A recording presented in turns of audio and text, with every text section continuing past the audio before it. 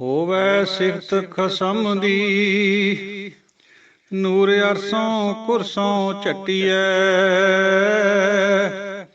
ਤੁਧ ਡਿਠੈ ਸੱਚੇ ਪਾਤਸ਼ਾਹ, ਮਲ ਜਨਮ ਜਨਮ ਦੀ ਕੱਟੀਐ।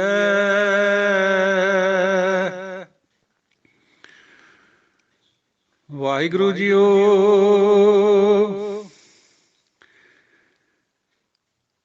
ਸਤਨਾਮ ਸ੍ਰੀ ਵਾਹਿਗੁਰੂ ਸਾਹਿਬ ਜੀਓ। ਸੱਚੇ ਤੇਰੇ ਖੰਡ, ਸੱਚੇ ਬ੍ਰਹਮੰਡ, ਸੱਚੇ ਤੇਰੇ ਲੋ, ਸੱਚੇ ਆਕਾਰ, ਸੱਚੇ ਤੇਰੇ ਕਰਨੇ ਸਰਬ ਵਿਚਾਰ। ਸੱਚਾ ਤੇਰਾ ਅਮਰ, ਸੱਚਾ ਦੀਵਾਨ, ਸੱਚਾ ਤੇਰਾ ਹੁਕਮ, ਸੱਚਾ ਫੁਰਮਾਨ, ਸੱਚਾ ਤੇਰਾ ਕਰਮ, ਸੱਚਾ ਨਿਸ਼ਾਨ। ਸੱਚੇ ਤੁਧ ਆਖੈ ਲੱਖ ਕਰੋੜ, ਸੱਚੈ ਸਭ ਤਾਣ, ਸੱਚੈ ਸਭ ਜੋਰ। ਸੱਚੀ ਤੇਰੀ ਸਿਫਤ, ਸੱਚੀ ਸਾਲਾਹ, ਸੱਚੀ ਤੇਰੀ ਕੁਦਰਤ, ਸੱਚੇ ਪਾਤਸ਼ਾਹ। ਨਾਨਕ ਸੱਚ ਧਿਆਨ ਸੱਚ, ਜੋ ਮਰ ਜੰਮੇ ਸੋ ਕੱਚ ਨਿਕੱਚ। ਮਹਲਾ ਪਹਿਲਾ। ਵੱਡੀ ਵਡਿਆਈ ਜਾਂ ਵੱਡਾ ਨਾਉ, ਵੱਡੀ ਵਡਿਆਈ ਜਾਂ ਸੱਚ ਨਿਆਉ। ਵੱਡੀ ਵਡਿਆਈ ਜਾਂ ਨਿਸ਼ਚਲ ਥਾਉ, ਵੱਡੀ ਵਡਿਆਈ ਜਾਣੈ ਆਲਾਓ। ਵੱਡੀ ਵਡਿਆਈ ਬੁਝੈ ਸਭ ਭਾਉ, ਵੱਡੀ ਵਡਿਆਈ ਜਾਂ ਪੁੱਛਣਾ ਦਾਤ। ਵੱਡੀ ਵਡਿਆਈ ਜਾਂ ਆਪੇ ਆਪ, ਨਾਨਕ ਕਾਰ ਨ ਕਥਨੀ ਜਾਏ। ਕੀਤਾ ਕਰਨਾ ਸਰਬ ਰਜਾਏ। ਮਹਲਾ ਦੂਜਾ। ਇਹ ਜਗ ਸੱਚੈ ਕੀ ਹੈ ਕੋਠੜੀ, ਸੱਚੇ ਕਾ ਵਿੱਚ ਵਾਸ। ਇਕ ਨਾ ਹੁਕਮ ਸਮਾਏ ਲਏ, ਇਕ ਨਾ ਹੁਕਮੇ ਕਰੇ ਵਿਨਾਸ਼। ਇਕ ਨਾ ਭਾਣੈ ਕੱਢ ਲਏ, ਇਕ ਨਾ ਮਾਇਆ ਵਿੱਚ ਨਿਵਾਸ। ਇਹ ਭਿਆਖ ਨਾ ਜਾਪਈ, ਜੇ ਕਿਸੈ ਆਣੈ ਰਾਸ। ਨਾਨਕ ਗੁਰਮੁਖ ਜਾਣੀਐ, ਜਾਂ ਕੋ ਆਪ ਕਰੇ ਪ੍ਰਗਾਸ। ਪੌੜੀ। ਨਾਨਕ ਜੀ ਉਪਾਇ ਕੈ, ਲਿਖ ਨਾਵੈ ਧਰਮ ਬਹਾਲਿਆ। ਉਥੈ ਸੱਚੇ ਹੀ ਸੱਚ ਨਿਬੜੈ, ਚੁਣ ਵਖ ਕੱਢੇ ਜਜਮਾਲਿਆ। ਥਾਉ ਨ ਪਾਇਨ ਕੂੜਿਆਰ, ਮੂੰਹ ਕਾਲੈ ਦੋਜਖ ਚਾਲਿਆ। ਤੇਰੇ ਨਾਏ ਰਤੇ ਸੇ ਜਿਣ ਗਏ, ਹਾਰ ਗਏ ਸੇ ਠੱਗਣ ਵਾਲਿਆ। ਲਿਖ ਨਾਵੈ ਧਰਮ ਬਹਾਲਿਆ। ਤੇਰੇ ਨਾਏ ਰਤੇ ਸੇ ਜਿਣ ਗਏ, ਹਾਰ ਗਏ ਸੇ ਠੱਗਣ ਵਾਲਿਆ। ਲਿਖ ਨਾਵੈ ਧਰਮ ਬਹਾਲਿਆ।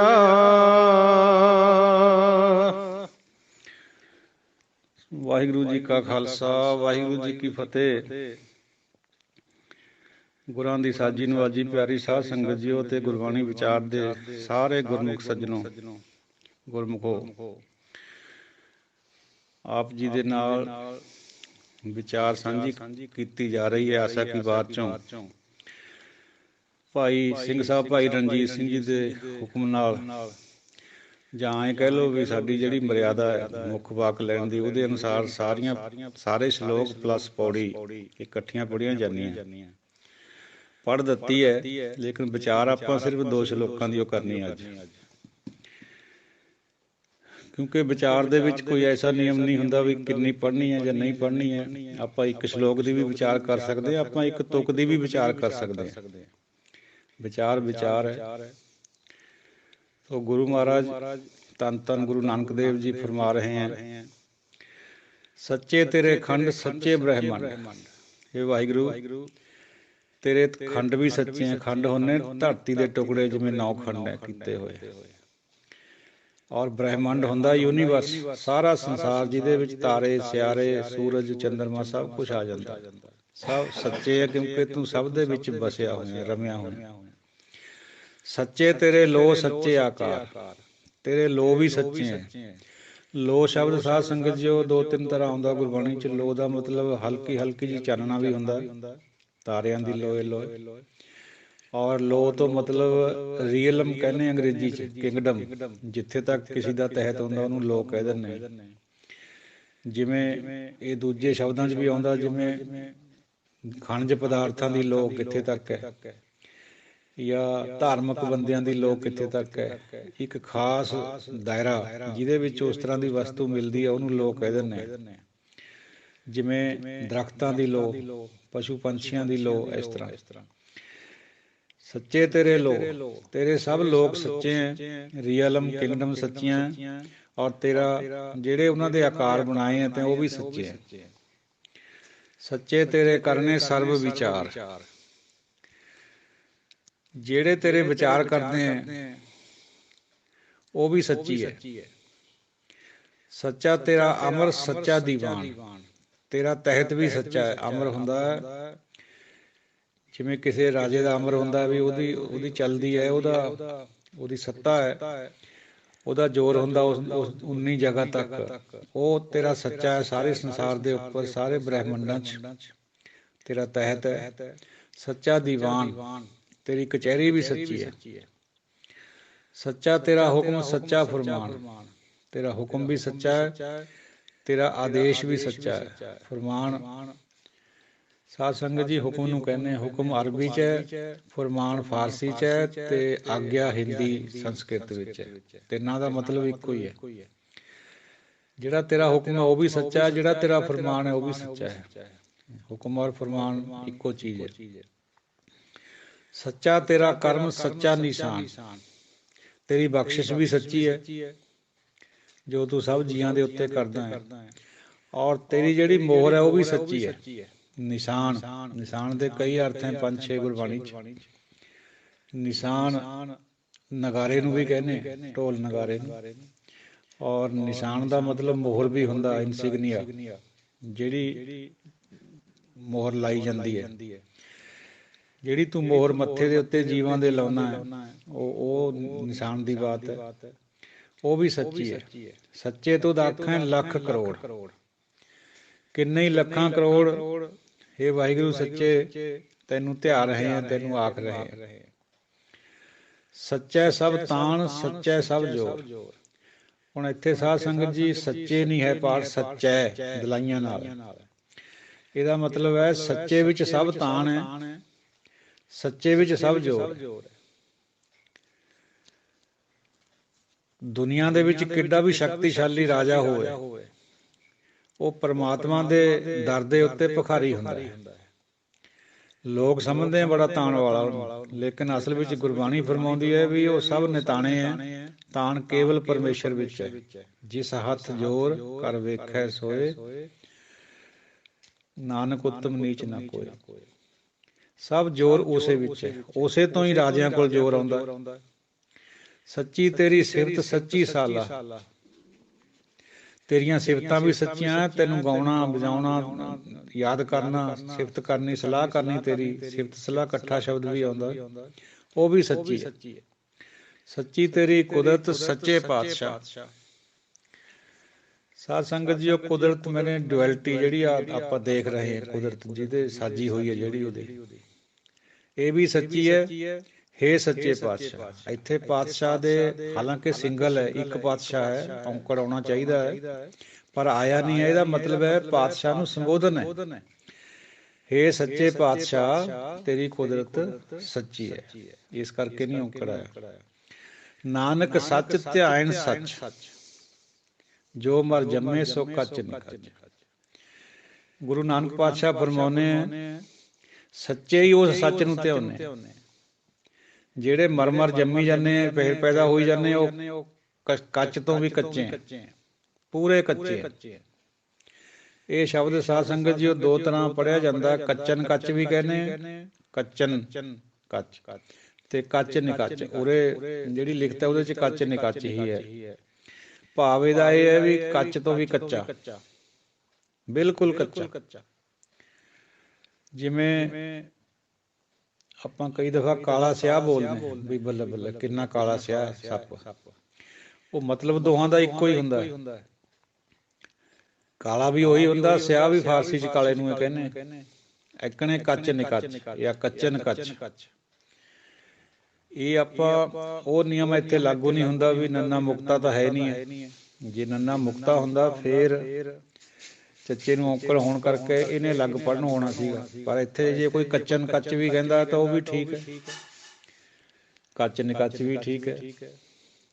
ਮਹੱਲਾ ਪਹਿਲਾ, ਵੱਡੀ ਵਡਿਆਈ ਜਾਂ ਵੱਡਾ ਨਾਉ। ਜਿਹਦਾ ਨਾਉ ਵੱਡਾ ਹੈ ਉਹਦੀ ਵਡਿਆਈ ਵੀ ਵੱਡੀ ਹੈ। ਵੱਡੀ ਵਡਿਆਈ ਜਾਂ ਸੱਚ ਨਿਆਂ, ਉਹਦਾ ਨਿਆਂ ਸੱਚਾ ਹੈ, ਇਸ ਕਰਕੇ ਉਹਦੀ ਵਡਿਆਈ ਵੱਡੀ ਹੈ। ਵੱਡੀ ਵਡਿਆਈ ਜਾਂ ਨਿਸ਼ਚਲ ਥਾਂ, ਉਹਦਾ ਜਿਹੜਾ ਜਗ੍ਹਾ ਹੈ ਉਹ ਨਿਸ਼ਚਲ ਹੈ, ਸਭ ਦੁਨੀਆ ਆਵਣ ਜਾਵਣੀ, ਮੁਕਾਮ ਉਹੀ ਹੈ। ਉਹਦਾ ਜਿਹੜਾ ਮੁਕਾਮ ਹੈ ਉਹ ਆਪਣੀ ਜਗ੍ਹਾ ਨਿਸ਼ਚਲ ਹੈ, ਸਟੇਸ਼ਨਰੀ ਹੈ। ਬਾਕੀ ਸਾਰੀ ਦੁਨੀਆ ਚਲਾਏਮਾਨ ਹੈ, ਉਹ ਨਿਸ਼ਚਲ ਹੈ। ਜਿਵੇਂ ਧਰੂ ਨੂੰ ਆਪਾਂ ਕਹਿੰਦੇ ਵੀ ਆਪਣੀ ਜਗ੍ਹਾ ਟਿਕਿਆ ਹੋਇਆ, ਜਿਉਂ ਜਿਉਂ ਧਰੂ ਨਾਰਦ ਟਿਕ ਕੇ ਨਾਇਕ ਟਿਕਾਵੋ ਮੋਹੇ, ਉਹ ਨਿਸ਼ਚਲ ਹੈ। ਵੱਡੀ ਵਡਿਆਈ ਜਾਣੇ ਅਲਾਓ, ਉਹ ਜਾਣਦਾ ਵੀ ਅਸੀਂ ਉਹਨੂੰ ਕਿਵੇਂ ਯਾਦ ਕਰਦੇ, ਅਲਾਓ ਬੋਲਣੇ ਨੂੰ ਕਹਿੰਦੇ। ਇਹ ਉਹਦੀ ਵਡਿਆਈ ਹੈ ਵੀ ਉਹ ਜਾਣਦਾ, ਜੇ ਅਸੀਂ ਨਹੀਂ ਵੀ ਮੂੰਹ ਤੋਂ ਬੋਲ ਰਹੇ ਕੋਈ ਸ਼ਬਦ ਅੰਦਰ ਤੋਂ ਧਿਆਰੇ ਤਾਂ ਵੀ ਉਹ ਜਾਣਦਾ। ਜੇ ਉੱਪਰੋਂ ਉੱਪਰੋਂ ਕਰਦੇ ਹਾਂ, ਪਾਖੰਡ ਕਰਦੇ, ਹਿਪੋਕ੍ਰੇਸੀ ਕਰਦੇ ਹਾਂ, ਤਾਂ ਵੀ ਉਹ ਜਾਣਦਾ। ਉਹਨੂੰ ਦੱਸਣ ਦੀ ਲੋੜ ਨਹੀਂ, ਉਹ ਜਾਣੀ ਜਾਣ ਹੈ, ਓਮਨੀਸ਼ੈਂਟ। ਔਰ ਜਿਵੇਂ ਇੱਕ ਸਾਖੀ ਵੀ ਆਉਂਦੀ ਹੈ ਵੀ ਕੋਈ ਮਾਤਾ ਦਸ਼ਮੇਸ਼ ਜੀ ਦੇ ਸਾਹਮਣੇ ਪੇਸ਼ ਹੋਈ, ਅਨਪੜ੍ਹ ਸੀ ਵਿਚਾਰੀ, ਕਹਿਣ ਲੱਗੀ ਮਹਾਰਾਜ ਤੁਸੀਂ ਗਰੀਬ ਹੈ, ਮੈਂ ਗਰੀਬ ਨਵਾਜ ਹਾਂ। ਕਹਿਣਾ ਉਲਟ ਸੀਗਾ। ਤੋ ਸਿੰਘਾਂ ਨੇ ਇਤਰਾਜ਼ ਕਰਿਆ ਵੀ ਮਾਈ ਕਿੱਕਣ ਬੋਲਦੀ ਹੈ ਗੁਰੂ ਸਾਹਿਬ ਨੂੰ। ਗੁਰੂ ਸਾਹਿਬ ਨੇ ਉਂਗਲੀ ਹਿਲਾ ਕੇ ਉਹਨਾਂ ਨੂੰ ਚੁੱਪ ਕਰਾਇਆ ਵੀ ਨਹੀਂ, ਇਹ ਜੋ ਕੁਛ ਕਹਿਣਾ ਚਾਹੁੰਦੀ ਹੈ ਸਾਨੂੰ ਪਤਾ ਉਹਦਾ। ਸੋ ਕਹਿੰਦਾ ਕੋਈ ਕਿਆ ਬੰਦਾ ਹੈ, ਉਹਦੀ ਜਿਹੜੀ ਭਾਵਨਾ ਉਹ ਦੇਖਦਾ ਹੈ, ਉਹ ਅੰਦਰ ਹੀ ਬੈਠਾ ਹੈ। ਕਿਵੇਂ ਕਹਿੰਦਾ ਇਹਦਾ ਕੋਈ ਰੌਲਾ ਨਹੀਂ ਹੈ। ਅਗਰ ਉਹਦੀ ਬੇਬਸੀ ਹੈ, ਮਜਬੂਰੀ ਹੈ, ਉਹ ਕਹਿ ਸਕਦਾ, ਉਹਨੂੰ ਪਤਾ ਨਹੀਂ ਹੈ। ਉਂਝ ਜੇ ਕੋਈ ਸਿਆਣਾ ਜਾਣਕਾਰ ਬੰਦਾ ਇਹ ਗੱਲ ਕਹੇ ਫੇਰ ਉਹ ਬੁਰੀ ਗੱਲ ਹੈ, ਫੇਰ ਨਹੀਂ ਉਹਨੂੰ ਇਹ ਵੀ ਪਤਾ ਹੁੰਦਾ ਵੀ ਇਹ ਜਾਣ ਕੇ ਕਹਿ ਰਿਹਾ। ਵੱਡੀ ਵਡਿਆਈ ਬੁੱਝੇ ਸਭ ਭਾਉ, ਇਹ ਉਸਦੀ ਵਡਿਆਈ ਇਸ ਕਰਕੇ ਵੀ ਵੱਡੀ ਹੈ ਵੀ ਉਹ ਸਾਰਿਆਂ ਦਾ ਪ੍ਰੇਮ ਨੂੰ ਬੁੱਝਦਾ ਹੈ, ਜਾਣ ਲੈਂਦਾ ਵੀ ਇਹ ਪ੍ਰੇਮ ਨਾਲ ਕਰ ਰਿਹਾ ਜਾਂ ਇਹ ਉੱਪਰੋਂ ਪਖੰਡ ਕਰ ਰਿਹਾ। ਵੱਡੀ ਵਡਿਆਈ ਜਾਂ ਪੁੱਛ ਨਾ ਦਾਤ, ਉਹਦੀ ਵਡਿਆਈ ਇਸ ਕਰਕੇ ਵੀ ਹੈ ਵੀ ਉਹ ਦਾਤਾਂ ਦੇਣ ਲੱਗਿਆ, ਕਿਸੇ ਨੂੰ ਪੁੱਛਦਾ ਨਹੀਂ। ਉਹਦਾ ਕੋਈ ਵਜ਼ੀਰ ਨਹੀਂ, ਕੋਈ ਸਲਾਹਕਾਰ ਨਹੀਂ, ਬੇਵਜ਼ੀਰ ਵੱਡੇ ਧੀਰ, ਉਹ ਕਿਸੇ ਨੂੰ ਪੁੱਛ ਕੇ ਨਹੀਂ ਦਾਤਾਂ ਦਿੰਦਾ। ਜਿਵੇਂ ਰਾਜੇ ਮਹਾਰਾਜੇ ਦੁਨੀਆ ਵਾਲੇ ਆਪਣੀ ਵਜ਼ੀਰ ਮੰਡਲੀ ਨੂੰ ਪੁੱਛਦੇ ਹੁੰਦੇ, ਕੈਬਨਿਟ ਨੂੰ ਪੁੱਛਦੇ ਹੁੰਦੇ, ਸਲਾਹ ਮਸ਼ਵਰਾ ਕਰਦੇ, ਉਹ ਨਹੀਂ ਕਿਸੇ ਨਾਲ ਗੱਲ ਕਰਦਾ। ਉਹ ਆਪਣੇ ਆਪ ਵਿੱਚ ਇੰਡੀਪੈਂਡੈਂਟ ਹੈ, ਉਹਦੀ ਜਿਹੜੀ ਸੱਤਾ ਹੈ ਉਹ ਪਰਮ ਸੱਤਾ ਹੈ। ਵੱਡੀ ਵਡਿਆਈ ਜਾਂ ਆਪੇ ਆਪ, ਇਹ ਵੀ ਉਸਦੀ ਵਡਿਆਈ ਹੈ ਬਈ ਬਹੁਤ ਵੱਡੀ ਵਡਿਆਈ ਹੈ ਵੀ ਉਹ ਆਪੇ ਆਪ ਤੋਂ ਹੈ। ਉਹ ਕਿਸੇ ਦਾ ਬਣਾਇਆ ਹੋਇਆ ਨਹੀਂ, ਕਿਸੇ ਨੂੰ ਪੁੱਛਦਾ ਨਹੀਂ, ਜੋ ਕੁਛ ਕਰਦਾ ਉਹ ਆਪੇ ਆਪ ਕਰਦਾ। ਨਾਨਕ ਕਾਰ ਨਾ ਕਥਨੀ ਜਾਏ, ਉਹਦੀ ਕਾਰ ਕਥੀ ਨਹੀਂ ਜਾ ਸਕਦੀ, ਅਕਥ ਹੈ। ਕੀਤਾ ਕਰਨਾ ਸਰਬ ਰਜਾਏ, ਜੋ ਕੁਛ ਵੀ ਉਹ ਕਰ ਰਿਹਾ ਸਭ ਉਹਦੀ ਰਜਾ ਦੇ ਵਿੱਚ ਹੋ ਰਿਹਾ। ਉਹਦੀ ਰਜਾ ਤੋਂ ਕੁਛ ਵੀ ਬਾਹਰ ਨਹੀਂ ਹੈ। ਕੀੜੀ ਦਾ ਵੀ ਪਤਾ ਉਹਨੂੰ ਕਿਆ ਕਰਦੀ ਹੈ, ਹਾਥੀ ਦਾ ਵੀ ਪਤਾ ਕਿਆ ਕਰ ਰਿਹਾ, ਉਹ ਕਹੀ ਨਹੀਂ ਜਾ ਸਕਦੀ, ਅਕਥ ਹੈ। ਹੁਣ ਸਾਧ ਸੰਗਤ ਜੀ, ਇੱਕ ਵਾਰ ਕਿਸੇ ਨੇ ਦਾਸ ਨੂੰ ਸਵਾਲ ਕਰਿਆ ਸੀਗਾ ਵੀ ਜਦ ਅਕਥ ਕਹਿੰਦੀ ਹੈ ਗੁਰਬਾਣੀ, ਤੁਸੀਂ ਕਿਉਂ ਕਥਦੇ, ਕਥਾ ਕਿਉਂ ਕਰਦੇ? ਸਵਾਲ ਤਾਂ ਬੜਾ ਦੇਖਣ ਨੂੰ ਵਧੀਆ ਲੱਗਦਾ ਹੈ, ਪਰ ਇਹ ਅਗਿਆਨਤਾ ਚੋਂ ਹੀ ਪੈਦਾ ਹੋਇਆ ਹੋਇਆ ਜਾਂ ਭੋਲੇ ਭਾਅ ਚੋਂ ਪੈਦਾ ਹੋਇਆ ਹੋਇਆ। ਜੇ ਗੁਰੂ ਕਥਾਵੇ ਤਾਂ ਕਥੀ ਜਾਂਦੀ ਹੈ। ਜਿਹੜੀ ਇਕੱਥ ਕਥਾ ਗੁਰੂ ਮਹਾਰਾਜ ਨੇ ਕਥੀ ਹੈ, ਬਾਣੀ ਕਿਆ ਚੀਜ਼ ਹੈ, ਔਰ ਇਹ ਸਭ ਉਹਦੀ ਇਕੱਥ ਕਥਾ ਹੈ। ਭਗਤਾਂ ਨੇ ਵੀ ਸਭ ਇਕੱਥ ਕਥਾ ਕਥੀ ਹੈ। ਉਹਨਾਂ ਦੇ ਮਗਰ ਚੱਲ ਕੇ ਸਿੱਖ ਨੂੰ ਵੀ ਹੁਕਮ ਹੈ ਵੀ ਤੂੰ ਵੀ ਕੱਤ ਸਕਦਾ ਭਾਈ, ਹੁਕਮ ਵਿੱਚ ਆ ਜਾ, ਰਜਾ ਚ ਆ ਜਾ। ਤੋ ਗੁਰੂ ਸਾਹਿਬ ਦੇ ਪਿੱਛੇ ਚੱਲ ਕੇ ਕਥਾ ਕਥੀ ਜਾਂਦੀ ਹੈ।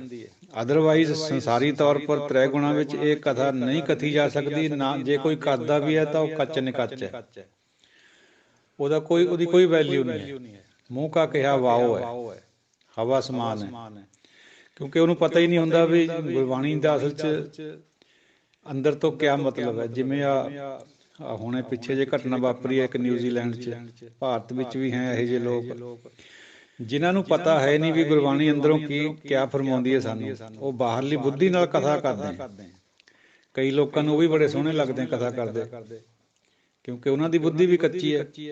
ਇਹ ਤਾਂ ਅੰਦਰਲੀਆਂ ਬਾਤਾਂ, ਇਹ ਇਕੱਠ ਹੈ ਉਹਨਾਂ ਲੋਕਾਂ ਖਾਤਰ, ਲੇਕਿਨ ਜਿਹੜੇ ਉਹਦੇ ਹੋ ਜਾਂਦੇ ਉਹਨਾਂ ਖਾਤਰ ਇਹ ਕਥੀ ਜਾਂਦੀ ਹੈ।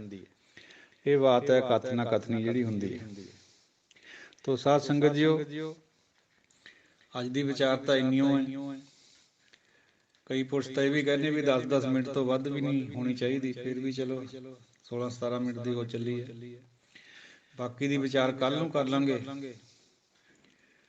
ਇਹ ਸੰਗਤ ਦਾ ਹੁਕਮ ਹੀ ਹੈ, ਕੱਲ ਦਾ ਫੈਸਲਾ ਹੈ। ਸਾਰਿਆਂ ਨੇ ਲਗਭਗ ਇਹੀ ਗੱਲ ਕਹੀ ਹੈ ਵੀ ਥੋੜ੍ਹੀ ਕਰੋ, ਪਰ ਉਹਦੇ ਅੰਦਰਲੇ ਭਾਵ ਉਜਾਗਰ ਹੋ ਜਾਣ। ਬਾਕੀ ਦੀ ਕੱਲ ਕਰ ਲਾਂਗੇ। ਇਹਨਾਂ ਸ਼ਲੋਕਾਂ ਦੇ ਵਿੱਚ ਗੁਰੂ ਮਹਾਰਾਜ ਨੇ ਪਰਮਾਤਮਾ ਦੀ ਵਡਿਆਈ ਫਰਮਾਈ ਹੈ ਬਈ ਸਭ ਕੁਛ ਤੂੰ ਹੀ ਹੈ, ਤੇਰਾ ਹੀ ਕਰਿਆ ਹੋਇਆ, ਤੇਰੇ ਤੋਂ ਬਾਹਰ ਕੁਛ ਵੀ ਨਹੀਂ ਹੈ। ਤੂੰ ਸਭ ਦੀਆਂ ਦਿਲਾਂ ਦੀਆਂ ਜਾਣਦਾ, ਕੱਲੇ ਕੱਲੇ ਦਾ ਤੈਨੂੰ ਪਤਾ ਕਿਹੜਾ ਤੈਨੂੰ ਪ੍ਰੇਮ ਕਰਦਾ, ਕਿਹੜਾ ਹਿਪੋਕ੍ਰੀਸੀ ਕਰਦਾ, ਉੱਪਰੋਂ ਉੱਪਰੋਂ ਕਰਦਾ। ਤੇਰਾ ਨਿਆਂ ਵੀ ਸੱਚਾ ਹੈ, ਤੂੰ ਆਪ ਵੀ ਸੱਚਾ ਹੈ, ਤੈਨੂੰ ਧਿਆਉਣ ਵਾਲੇ ਵੀ ਸੱਚੇ ਹੈ। ਤੋ ਸਾਧ ਸੰਗਤ ਜੋ ਇਹ ਵਿਚਾਰਾਂ ਅੱਗੇ ਵੀ ਆਉਣੀਆਂ ਆਸਾ ਕੀ ਵਾਰ ਚ। ਗੁਰੂ ਮਹਾਰਾਜ ਨੇ ਕੇਵਲ ਪਰਮਾਤਮਾ ਦੀ ਵਡਿਆਈ ਕਰੀ ਹੈ, ਹੋਰ ਕਿਸੇ ਵਿਅਕਤੀ ਵਿਸ਼ੇਸ਼ ਦੀ ਵਡਿਆਈ ਨਹੀਂ ਕਰੀ, ਕਿਸੇ ਦੇਵਤੇ ਵਿਸ਼ੇਸ਼ ਦੀ ਵਡਿਆਈ ਨਹੀਂ ਕਰੀ ਗੁਰਬਾਣੀ ਚ। ਏਕੇ ਦੀ ਵਡਿਆਈ।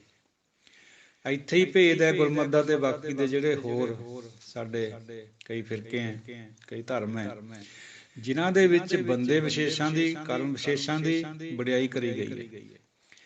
ਕੇਵਲ ਉਹਨੂੰ ਧਿਆਉਣਾ ਹੀ ਸੱਚਾ ਕਰਮ ਹੈ, ਬਾਕੀ ਦੇ ਸਾਰੇ ਕਰਮ ਉਹਦੇ ਹੇਠ ਹੈ। ਸਭ ਤੋਂ ਉੱਪਰ ਸ੍ਰੇਸ਼ਟ ਧਰਮ ਕਿਹੜਾ ਹੈ? ਸਰਬ ਧਰਮ ਹੈ ਸ੍ਰੇਸ਼ਟ ਧਰਮ, ਹਰਿ ਕੋ ਨਾਮ ਜਪ ਨਿਰਮਲ ਕਰਮ। ਇਹੀ ਨਿਰਮਲ ਕਰਮ ਹੈ ਵੀ ਉਹਦਾ ਨਾਂ ਧਿਆਓ ਭਾਈ, ਉਹਨੂੰ ਜਪੋ। ਬਾਕੀ ਜੋ ਕੁਛ ਵੀ ਬੰਦਾ ਕਰਦਾ ਹੈ ਉਹ ਉਹਨਾਂ ਧਰਮਾਂ ਦੁਆਰਾ ਪ੍ਰਚਾਰਿਆ ਗਿਆ ਸਾਡੇ ਉੱਤੇ, ਉਹਦਾ ਅਸਰ ਹੈ। ਸਿੱਖ ਧਰਮ ਦੇ ਉੱਪਰ ਵੀ ਬਹੁਤ ਸਾਰਾ ਪੰਡਤਾਨੀ ਅਸਰ ਹੈ। ਇਸੇ ਕਰਕੇ ਕਬੀਰ ਜੀ ਨੂੰ ਇਹ ਕਹਿਣਾ ਪਿਆ ਬਾਣੀ ਚ, ਕਬੀਰ ਬਾਹਮਣ ਗੁਰੂ ਹੈ ਜਗਤ ਕਾ, ਭਗਤਨ ਕਾ ਗੁਰ ਨਾਹਿ, ਅਰਧ ਉਰਧ ਕੈ ਪਚਮੂਆ, ਚਾਰੋਂ ਵੇਦੋਂ ਮਾਹਿ। ਪੰਡਤ ਨੇ ਉਹ ਬਾਤਾਂ ਕਹੀਆਂ ਜਿਹੜੀਆਂ ਡੁਐਲਿਟੀ ਚ ਸਾਰੀਆਂ, ਔਰ ਉਸ ਪੰਡਤ ਨੂੰ ਵੀ ਸਲਾਮ ਕਰੀਏ ਬਾਣੀ ਦੇ ਵਿੱਚ ਜਿਹੜਾ ਇੱਕ ਨਾਲ ਜੋੜਦਾ। ਜਿਹੜਾ ਮੋਸਟਲੀ ਜਿਹੜੇ ਹੈਗੇ 99.9% ਪੰਡਤ ਬ੍ਰਾਹਮਣ, ਉਹ ਡੁਐਲਿਟੀ ਨਾਲ ਜੋੜਦੇ। ਗੁਰੂ ਮਹਾਰਾਜ ਨੇ ਏਕੇ ਨਾਲ ਜੋੜਿਆ। ਵਾਰ ਇੱਕ ਦੀ ਉਹ ਗੱਲ ਆ ਰਹੀ ਹੈ ਗੁਰਬਾਣੀ ਚ, ਦੂਜੀ ਗੱਲ ਹੈ ਹੀ ਨਹੀਂ ਕੋਈ। ਨਾਮ ਨਾਮ ਨਾਮ ਕਿਵੇਂ ਪ੍ਰਗਟ ਹੋਣਾ ਹੈ? ਮਾਣ ਨੂੰ ਛੱਡ ਕੇ। ਜਿੰਨਾ ਮਨ ਚੋਂ ਮਾਣ ਨਿਕਲੀ ਜਾਊਗਾ ਉਹਨਾਂ ਨਾਮ ਦਾ ਪ੍ਰਕਾਸ਼ ਹੋਈ ਜਾਂਦਾ। ਜੇ ਪੂਰਾ ਮਾਣ ਨਿਕਲ ਗਿਆ ਫਿਰ ਪੂਰਾ ਨਾਮ ਦਾ ਪ੍ਰਕਾਸ਼ ਹੋ ਜਾਂਦਾ। ਸੋ ਸਾਧ ਸੰਗਤ ਜੀਓ, ਸਭ ਕੁਛ ਪਰਮਾਤਮਾ, ਹੁਕਮ ਨਾ ਜਾਪੀ ਖਸਮ ਕਾ, ਜੇ ਕਿਸੇ ਆਣੇ ਰਾਸ। ਇਹ ਤੁਕ 2 ਵਾਰ ਪਾਈ ਹੈ ਕਿਸੇ ਭਾਈ ਸਾਹਿਬ ਨੇ। ਇਹ ਬਿਲਕੁਲ ਸਹੀ ਗੱਲ ਹੈ ਗੁਰਬਾਣੀ ਦੀ। ਇਹ ਨਹੀਂ ਪਤਾ ਲੱਗਦਾ ਵੀ ਉਹ ਕਿਹਦੇ ਤੇ ਕਿਰਪਾ ਕਰੂਗਾ। ਬੁੱਧੀ ਇਹ ਕਹਿੰਦੀ ਹੈ ਵੀ ਗਨਕਾਂ ਸਾਰੀ ਉਮਰ, ਅਜਾਮਲ ਸਾਰੀ ਉਮਰ ਗਲਤ ਕਰਮ ਕਰਦੇ ਰਹੇ ਹੈ, ਫਿਰ ਕਿਉਂ ਉਹਨਾਂ ਦਾ ਗੁਰਬਾਣੀ ਚ ਵਡਿਆਈ ਆਉਂਦੀ ਹੈ? ਇਹ ਹਉਮੈ ਚੋਂ ਪੈਦਾ ਹੋਇਆ ਵਾ ਸਵਾਲ। ਹਉਮੈ ਦੇ ਬੁੱਧੀ ਨਾਲ ਜੁੜੀ ਹੋਈ ਹੈ, ਬੁੱਧੀ ਚੋਂ ਸਵਾਲ ਨਿਕਲ ਰਹੇ ਹੈ। ਸਾਨੂੰ ਪਤਾ ਨਹੀਂ ਲੱਗਦਾ ਵੀ ਉਹਨਾਂ ਨੂੰ ਕਿਉਂ ਵਡਿਆਈ ਦਿੱਤੀ ਹੈ, ਸਾਨੂੰ ਕਾਹਤੇ ਨਹੀਂ ਦਿੰਦਾ। ਅਸੀਂ ਤਾਂ ਉਹਨੇ ਮਾੜੇ ਹੈ ਵੀ ਨਹੀਂ ਜਿੰਨੇ ਜਾਮਲ ਜਾਂ ਗੰਨਕਾਂ ਸੀਗੇ। ਉਹ ਭਾਈ ਇਹ ਸਾਡੀ ਸਮਝ 'ਚ ਆਉਣਾ ਹੀ ਨਹੀਂ ਜਿੰਨਾ ਚਿਰ ਸਾਡੇ ਅੰਦਰੋਂ ਮੈਂ ਨਹੀਂ ਟੁੱਟਦੀ, ਸਾਡੀ ਬੁੱਧੀ ਮੁਲਾਇਮ ਨਹੀਂ ਹੁੰਦੀ, ਬੁੱਧੀ ਜਿਹੜੀ ਹੈ ਢਿੱਲੀ ਨਹੀਂ ਪੈਂਦੀ, ਉਹਦੇ ਨਾਲ ਨਹੀਂ ਜੁੜਦੀ। ਫੇਰ ਸਮਝ ਆਊਗੀ ਵੀ ਜਾਮਲ ਦੀ ਕਿਉਂ ਵਡਿਆਈ ਆਈ।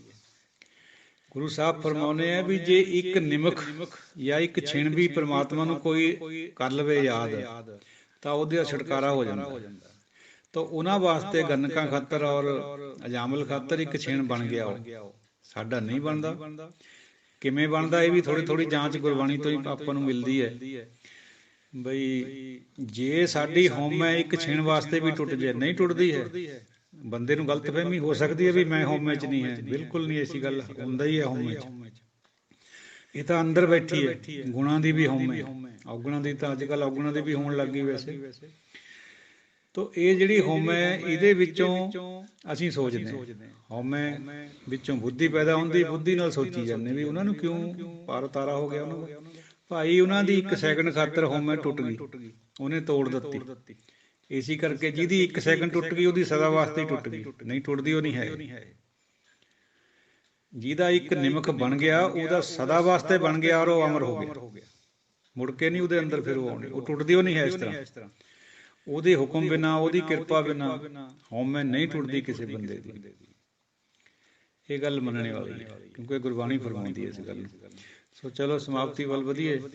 ਕੋਈ ਅਪ ਸ਼ਬਦ ਦੀ ਖਿਮਾ ਦਿਓ ਅਸੀਸਾਂ। ਵਾਹਿਗੁਰੂ ਜੀ ਕਾ ਖਾਲਸਾ, ਵਾਹਿਗੁਰੂ ਜੀ ਕੀ ਫਤਿਹ। ਫਰੀਦਾ ਰੁੱਤ ਫਿਰੀ ਬਣ ਕੰਬਿਆ, ਪੱਤ ਝੜੇ ਚੜ ਪਾਹੈ, ਚਾਰੇ ਕੁੰਡਾਂ ਢੂੰਡੀਆਂ, ਰਹਿਣ ਕਿਥਾਉ ਨਾਹੀਂ। ਮਹਲਾ ਦੂਜਾ। ਇਹ ਜਗ ਸੱਚੈ ਕੀ ਹੈ ਕੋਠੜੀ, ਸੱਚੇ ਕਾ ਵਿੱਚ ਵਾਸ। ਇਕ ਨਾ ਹੁਕਮ ਸਮਾਏ ਲਏ, ਇਕ ਨਾ ਹੁਕਮੇ ਕਰੇ ਵਿਨਾਸ਼। ਇਕ ਨਾ ਭਾਣੇ ਕੱਢ ਲਏ, ਇਕ ਨਾ ਮਾਇਆ ਵਿੱਚ ਨਿਵਾਸ। ਇਹ ਭੇ ਆਖ ਨਾ ਜਾਪਈ, ਜੇ ਕਿਸੈ ਆਣੇ ਰਾਸ।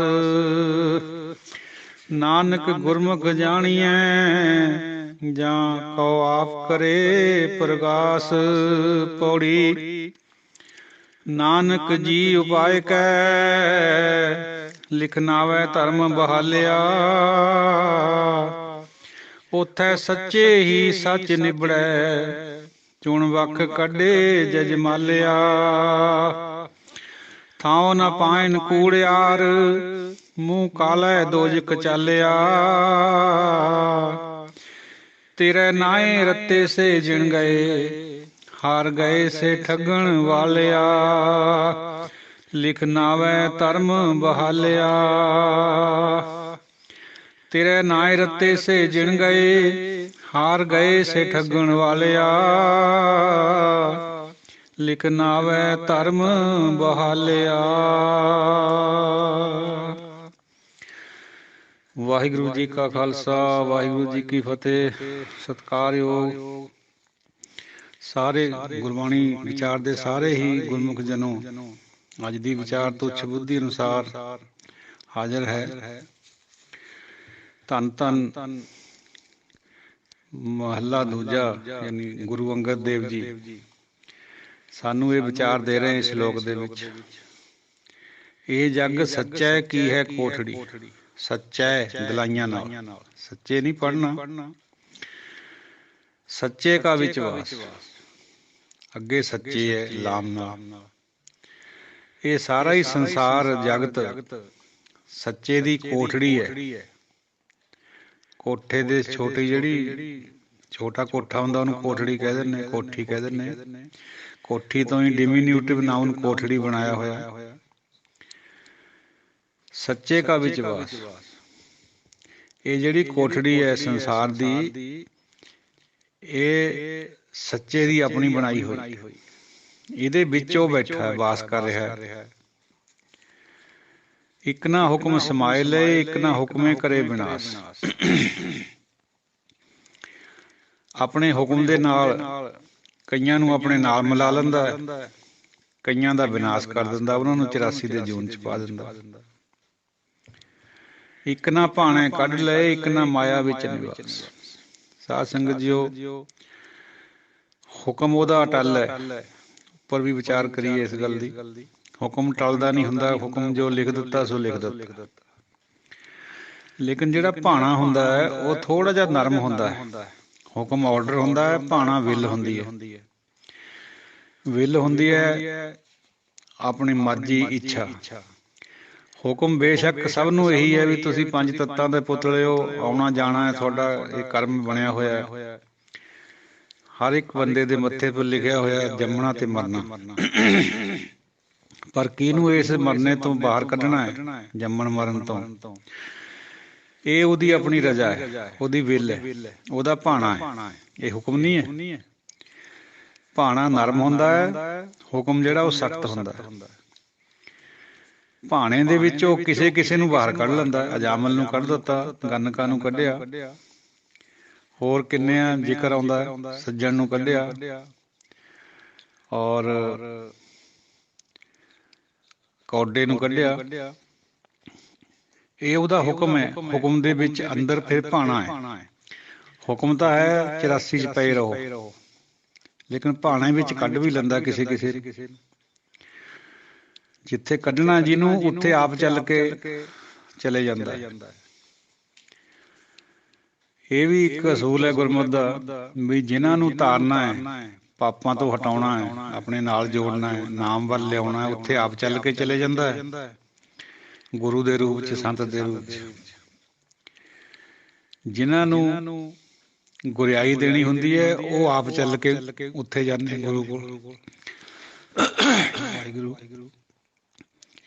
ਜਿਵੇਂ ਗੁਰੂ ਅੰਗਦ ਦੇਵ ਜੀ ਔਰ ਗੁਰੂ ਅਮਰਦਾਸ ਜੀ ਚੱਲ ਕੇ ਗਏ ਚਰਨ ਛੋਹ ਪ੍ਰਾਪਤ ਕਰਨ ਖਾਤਰ। ਸੋ ਭਾਣਾ ਨਰਮਾਈ ਵਾਲਾ ਹੁੰਦਾ ਹੈ। ਭਾਣਾ ਉਹਦੀ ਰਜਾ ਹੁੰਦੀ ਹੈ। ਕਿਸੇ ਪਰ ਮਨ ਪਸੀਜ ਜਾਏ ਉਹਦਾ, ਉਹਨੂੰ ਬਾਹਰ ਕੱਢ ਲਏਗਾ, ਉਹਨੂੰ ਕਿਸੇ ਨਾ ਕਿਸੇ ਸਾਧੂ ਦੇ ਨਾਲ ਮਿਲਾਪ ਕਰਾ ਦੂ। ਬਾਕੀਆਂ ਨੂੰ ਮਾਇਆ ਦੇ ਵਿੱਚ ਪਾ ਰੱਖਦਾ, ਡੁਐਲਿਟੀ ਚ ਪਾ ਰੱਖਦਾ, ਆਈ ਜਾਂਦੇ ਆ ਜਾਈ ਜਾਂਦੇ। ਉਂਝ ਇਹ ਜਿਹੜੇ ਭਾਣਾ ਤੇ ਹੁਕਮ ਸ਼ਬਦ ਹੈ, ਇਹ ਭੇਦਾ ਭੇਦ ਵੀ ਹੈ। ਕਈ ਜਗ੍ਹਾ ਭਾਣਾ ਹੁਕਮ ਖਾਤਰ ਵੀ ਆਉਂਦਾ, ਹੁਕਮ ਭਾਣੇ ਖਾਤਰ ਵੀ ਆਉਂਦਾ, ਪਰ ਦੋਹਾਂ ਦੀ ਆਪਣੀ ਪਰਸਨੈਲਿਟੀ ਚ ਫਰਕ ਵੀ ਹੈ।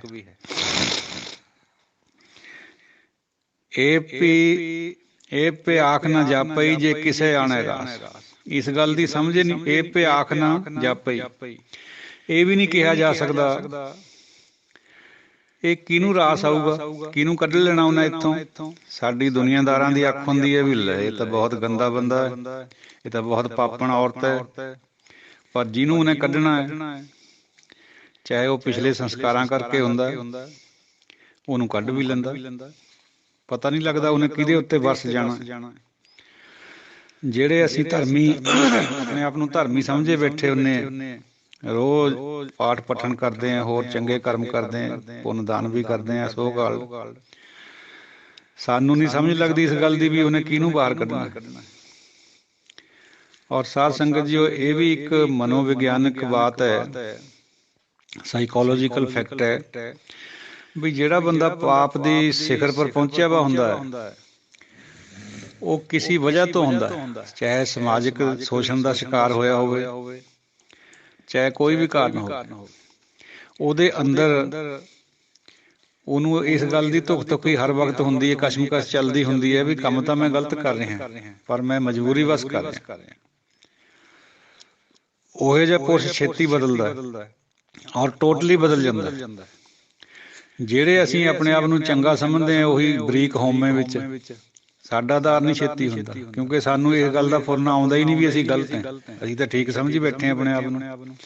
ਇਹੀ ਨੁਕਤਾ ਹੈ ਗੁਰਮਤਿ ਦਾ। ਜਿਹਨੇ ਆਪਣੇ ਆਪ ਨੂੰ ਗਲਤ ਸਮਝ ਲਿਆ ਵੀ ਮੈਂ ਤਾਂ ਬਹੁਤ, ਮੇਰੇ ਅੰਦਰ ਤਾਂ ਸਮੁੰਦਰ ਦੇ ਪਾਣੀ ਜਿੰਨੇ ਪਾਪ ਭਰੇ, ਗਲਤੀਆਂ, ਉਹ ਬਹੁਤ ਛੇਤੀ ਸਮਝਦਾ।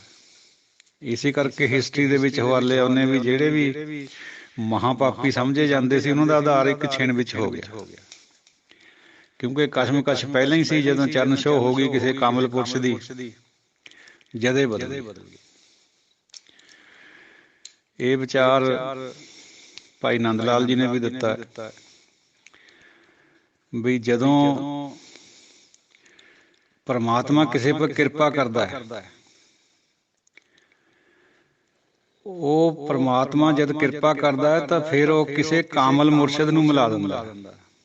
ਮੁਰਸ਼ਿਦ ਦੇ ਕਾਮਲ ਬਾਈ ਅਲਤਾਫ ਕਰਦਾ, ਅਲ ਗਿਲਾਜ਼ਤ ਦਿਲ ਖੁਦਾ ਚੋਂ ਸਾਫ਼ ਕਰਦਾ, ਅਲ ਗਿਲਾਜ਼ਤ ਦਿਲ ਖੁਦਾ ਚੋਂ ਸਾਫ਼ ਕਰਦਾ। ਜਦੋਂ ਖੁਦਾ ਇਸ ਗਲਤਾਨ ਆਲੂਦ ਮਨ ਨੂੰ ਸਾਫ਼ ਕਰਦਾ ਹੈ, ਫਿਰ ਉਹ ਕਿਸੇ ਕਾਮਲ ਪੁਰਸ਼ ਦੇ ਰਾਹੀਂ ਅਲਤਾਫ ਯਾਨੀ ਨਾਮ ਦੀ ਵਰਖਾ ਕਰ ਦਿੰਦਾ, ਕਿਰਪਾ ਕਰ ਦਿੰਦਾ। ਸਾਡਾ ਜਿਹੜਾ ਮਨ ਹੈ ਮੈਲਾ, ਇਹ ਕਿਸੇ ਵੀ ਕਾਮਲ ਪੁਰਸ਼ ਨੂੰ ਦੇਖਦੀ ਸਾਰ ਹੀ ਪਵਿੱਤਰ ਹੋਣਾ ਸ਼ੁਰੂ ਹੋ ਜਾਂਦਾ। ਉਹਦੀ ਆਭਾ ਜਦ ਵੀ ਆਉਂਦਾ, ਪਰ ਅਜੇ ਬਦਲਿਆ ਨਹੀਂ ਹੁੰਦਾ, ਅਜੇ ਉਹ ਕਸ਼ਮਕਸ਼ ਚੱਲਦੀ ਹੁੰਦੀ ਹੈ। ਜਦੋਂ ਕਿਰਪਾ ਕਰ ਦੇਵੇ ਉਹ ਕਾਮਲ ਪੁਰਸ਼, ਫਿਰ ਮਨ ਇੱਕਦਮ ਬਦਲ ਜਾਂਦਾ।